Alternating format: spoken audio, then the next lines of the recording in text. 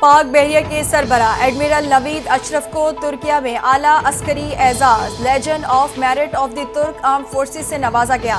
ترک naval forces کے head quarters آمد پر سربراہ پاک بحریہ کو گارڈ آف آنر پیش۔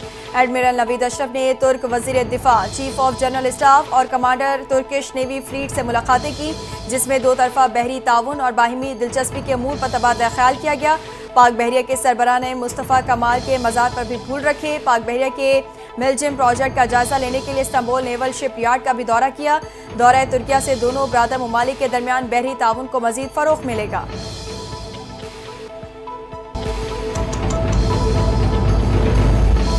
بھارتی سرکار کی طرف سے مقبوضہ کشمیر کو ہڑپ کرنے کے واقعے کے خلاف ملک بھر میں آج یوم استحصال کشمیر منایا جا رہا ہے۔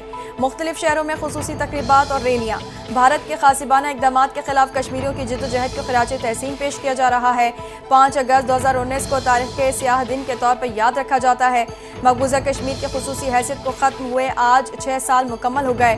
لائن آف کنٹرول کے دونوں اطراف اور دنیا بھر میں بسنے والے کشمیری آج یوم استحصال کشمیر کے طور پر منا رہے ہیں۔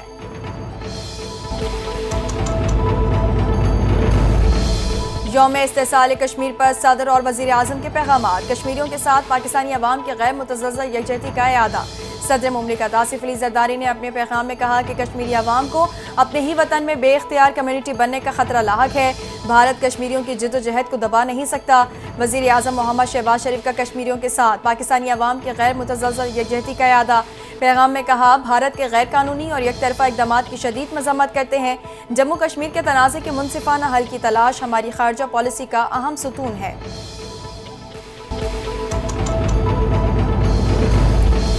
یوم استحصال کشمیر پر افواج پاکستان کی کشمیریوں کے حق خود ارادیت کی جدوجہد کی حمایت۔ مسلح افواج chairman joint chief of staff committee, chief of naval staff, chief of air staff کی جانب سے بھی مقبوضہ کشمیر کے عوام سے یکجہتی کا اعادہ کیا گیا۔ ISPR کے مطابق کشمیریوں کی جدوجہد بین الاقوامی قوانین اور سلامتی کونسل کی قراردادوں کے مطابق ہے۔ بھارتی سیکیورٹی فورسز کا مقبوضہ کشمیر پر قبضہ بین الاقوامی اصولوں کی خلاف ورزی ہے۔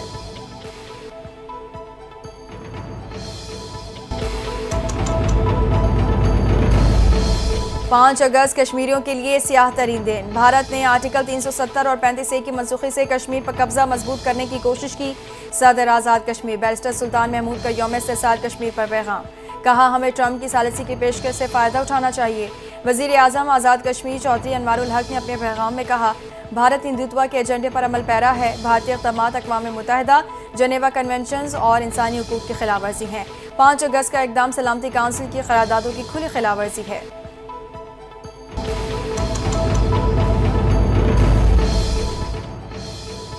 مقبوضہ جموں کشمیر کی آزادی لوہے تقدیر پر ثبت ہو چکی ہے۔ یوم استحصال کشمیر اپنے خصوصی پیغام میں وزیر اعلیٰ پنجاب مریم نواز حق خود ارادیت کی جدوجہد میں کشمیری بہن بھائیوں کی قربانیوں کو زبردست خراج عقیدت پیش کر رہی ہیں۔ کہا، بھارتی مقبوضہ جموں کشمیر کے غیور بہن بھائیوں کی قربانیوں کو سلام پیش کرتی ہوں۔ 5 اگست 2019 سے بھارتی مظالم میں اضافے کے باوجود کشمیریوں کا حوصلہ اور ہمت قابل تحسین ہے۔ کشمیر فیصلہ کرے گا، ہم ساتھ کھڑے تھے، ہیں اور رہیں گے۔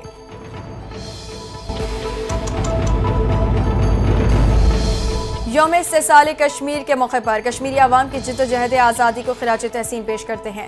اپنے خصوصی پیغام میں وزیر اعلیٰ سندھ مراد علی شاہ نے کہا کہ بھارتی ظلم، جبر اور بربریت کا ڈٹ کر سامنا کرنے والے کشمیری قابل فخر ہیں۔ 5 اگست 2019 کو مقبوضہ کشمیر کی خصوصی حیثیت ختم کر کے کشمیریوں کے آئینی، سیاسی اور جمہوری حقوق پر ڈاکہ ڈالا گیا۔ پیپلز پارٹی کشمیریوں کی آزادی کی جدوجہد میں ہمیشہ ان کے ساتھ کھڑی رہی ہے اور کھڑی رہے گی۔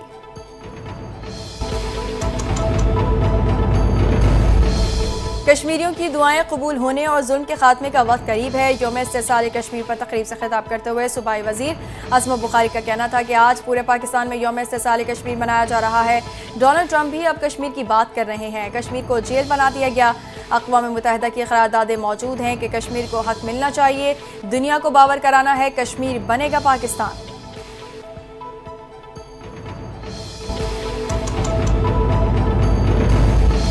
کشمیر کی تحریک آزادی میں 5 اگست 2019 سیاہ ترین دن ہے۔ آج کشمیریوں کو معلوم ہے کہ آزادی کی قیمت کیا ہوتی ہے۔ کراچی میں مزار قائد پر حریت رہنما یاسین ملک کی اہلیہ مشال ملک کی میڈیا سے گفتگو، کہا مزار قائد پر آ کر ہماری روح کو اور طاقت ملتی ہے۔ قائد اعظم نے زندگی کا ہر لمحہ پاکستان کی آزادی کے لیے وقف کیا۔ قائد اعظم نے کشمیر کو پاکستان کی شہرک کہا تھا۔ بھارت نے جنگ میں شہری آبادی کو نشانہ بنایا، اللہ نے مار کے حق میں پاکستان کو فتح عطا فرمائی۔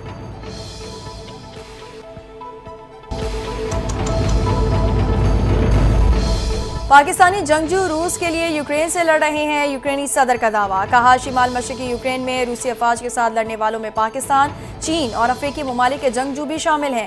صدر زیلنسکی نے ایکس پر ایک بیان میں مزید لکھا، ہم نے محاذ پر موجود کمانڈر سے وفوچا سنگھ کے دفاع اور جنگ کی صورتحال پر بات کی۔ ہمارے سپاہیوں نے اطلاع دی ہے کہ اس محاذ پر چین، تاجکستان، ازبکستان، پاکستان اور کچھ افریقی ممالک کے کرائے کے جنگجو شامل ہیں، ہم اس کا جواب دیں گے۔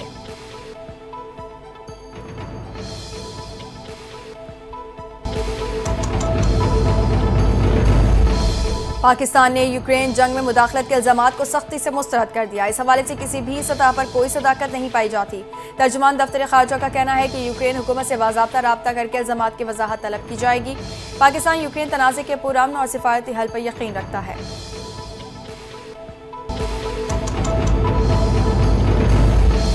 سندھ کے سینئر وزیر شرجیل میمن کی زیر صدارت ریڈ لائن بیاٹی منصوبے پر اہم اجلاس، کہ الیکٹرک کو ریڈ لائن بیاٹی کی راہ میں حائل یوٹیلیٹیز 15 ستمبر تک ہٹانے کے احکامات، مسائل کو فوری طور پر حل کیا جائے تاکہ منصوبے پر کام کی رفتار متاثر نہ ہو۔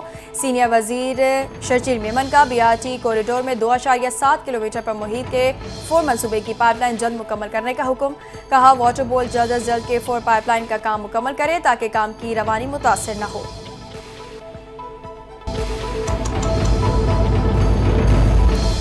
راولپنڈی میں پی ٹی آئی کے احتجاج کے تناظر میں ضلع بھر میں دفعہ 144 نافذ کر دی گئی۔ ڈپٹی کمشنر حسن وقاصیمہ کی جانب سے نوٹیفیکیشن جاری کر دیا گیا۔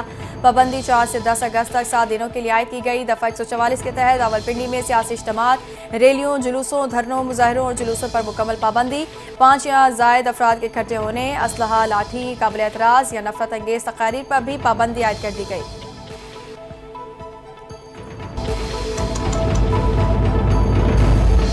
بانی چیئرمین پاکستان تحریک انصاف کی کال پر لاہور میں احتجاج، ڈپٹی اپوزیشن لیڈر پنجاب سمیت پی ٹی آئی کے متعدد رہنما گرفتار۔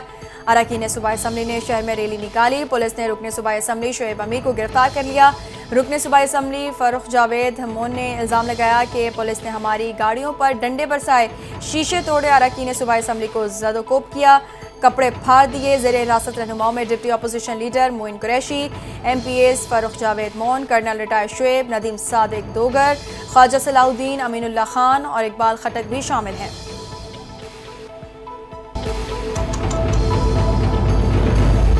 جشن آزادی کی تیاریاں عروج پر پہنچ گئیں، ہر طرف قومی پرچموں کی بہار۔ لاہور، کراچی، پشاور اور اسلام آباد سمیت مختلف شہروں میں سب سے لالی پرچم، بیجز، ٹوپیوں اور جھنڈیوں کے سٹال سج گئے۔